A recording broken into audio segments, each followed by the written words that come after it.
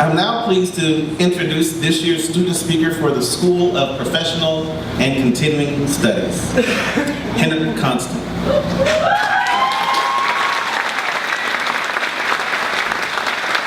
Henock is originally from Port-au-Prince, Haiti, and currently lives in East Providence.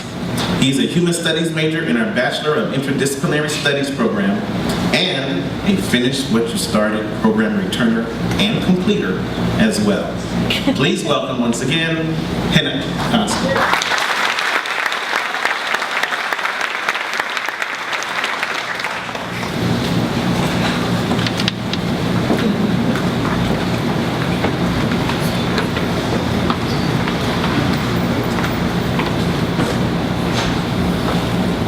Good morning.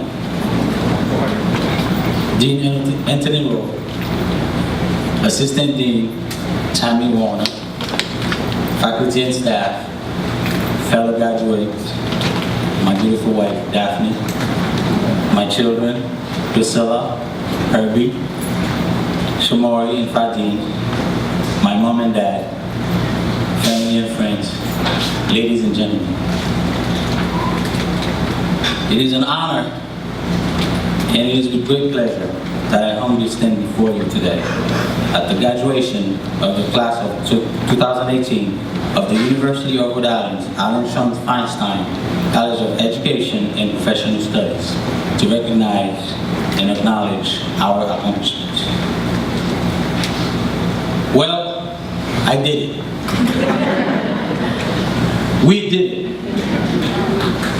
This morning, I'm going to tell you a little story about how a guy like me can actually stand up here before you.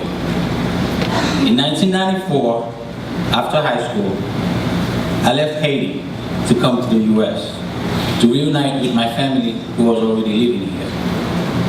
I remember one day, my dad sat me down and told me, in this country, you can be anything you want.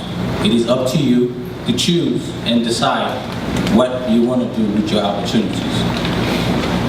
Soon thereafter, I was enrolled at the City College of New York as an undergraduate student in search of a higher education and with hope of creating a better future for myself. I started school with very little knowledge of what college was about, and without much guidance from anyone. I just knew I had to be in school. Being in a new country and having to learn a new language while trying to adjust to life in Brooklyn became too much to bear. I had to find a job in order to support myself and not depend so much on my parents. I ended up stopping school, and then life happened. A few years later, after I got married, I decided to leave New York and move to Rhode Island. Once again, I had to start over, but this time, I had a pregnant wife, not much money in my pocket, and no place to call my own. Thankfully, things did get better. My family was growing. I was working as a teacher's assistant at EQ Academy High School in Providence with special education students in inclusion classrooms. The thought of not graduating from college was always a burden that I carried with me for a long time, ever since I left New York. I tried to figure out ways in my mind to go back to school, but the notion of going back to school scared me, and that kept me from even attempting to find out what options were available to me. While working at EQ, I met some incredible people who saw in me what I never thought I had: a will to learn and the ability to grow. So they encouraged me day in and day out to go back to school and earn my degree. That idea sounded good and scary at the same time. I had no clue how to go about it. I was afraid that I would have to start over again. So I made excuses and delayed the decision for as long as I could. Nonetheless, my coworkers were very persistent and never gave up on me. That's when I realized that when you are surrounded by successful, caring people, you have no choice but to be part of that success. One day, I was talking to someone at work about how about finishing college and how difficult it was for me to find a school to go to after work. He told me to try URI in Providence because his wife went there and got a degree by going to evening classes. That was the break I needed. So I went home and talked to my wife about the possibility of making it happen. At that time, I had 3 children, and both me and my wife had full-time jobs and no family help to help out with the kids. Nevertheless, we agreed that it was the right decision for the family, and the only way we would be able to create a better future for us. So I called URI and made an appointment to speak with someone about the possibility of going back to school. That's when I met Tammy. I can remember it like it was yesterday. I sat in her office and I told her what my plans were and what I was looking for. The conversation was going great, and I was feeling very confident that it was finally possible for me to actually go back to school. However, the biggest fear that I had was transferring my credits from New York. So when Tammy looked at me after evaluating my transcript and said that URI was going to accept my more than 50% of my credits, I was so relieved, because I wanted to finish what I had started. So in 2013, I registered for the fall semester and never looked back. That was the best decision I ever made.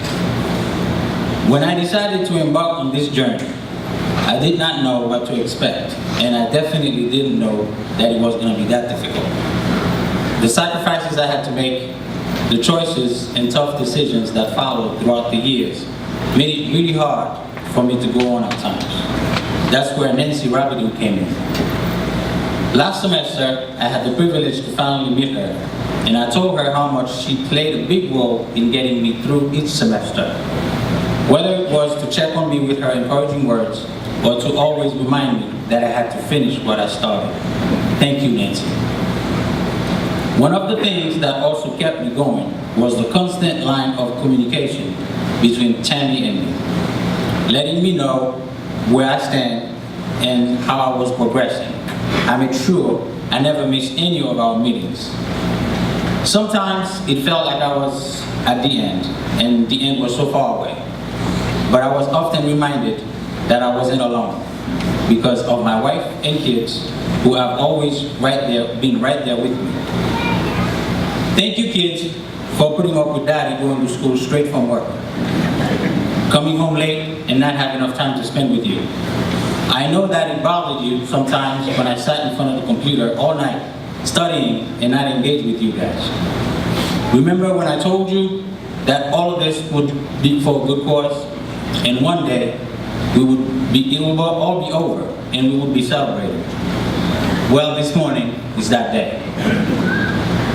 And we are celebrating, and I am so happy to have you guys here with me.